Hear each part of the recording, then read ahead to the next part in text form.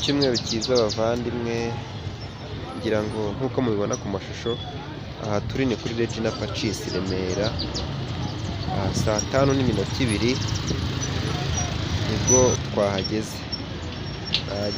Ubwo nk'uko mubibona ku mashusho, uyu munsi ni umunsi mukuru wo kwigaragaza kwa Nyagasani. Abakirisitu bari benshi nyuma y'isaha saa 5. Misa yo kuri iyi paruwasi itangira saa 5 zuzuye, ni misa ya kabiri. Nyuma ya saa 5 zuzuye abakirisitu bari benshi, gusa baje kubuzwa kwinjira kuko urwego rwo kubahiriza amabwiriza ya COVID-19, umubare ntarengwa waje kuba ugeraho abakirisitu bakiri hanze. Nk'uko mubibona ku mashusho, padiri mukuru w'iyi paruwasi arimo arahumuriza abakirisitu, abasaba gusubira mu ngo zabo bakaza kuza gusenga muri misa ya nimugoroba. Ariko abakirisitu ntabwo bari kubasha kubyumva, kuko bari kuvuga ati ko mwatwiye ngo tuzane abana ku munsi wabo, ariko tukaba tugiye kubasubiza badasenze.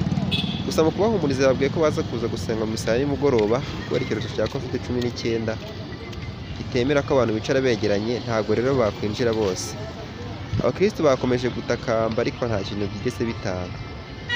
Twihangane, ni COVID byose yabizanye. Mugire icyumweru cyiza kandi Nyagasani abarinde.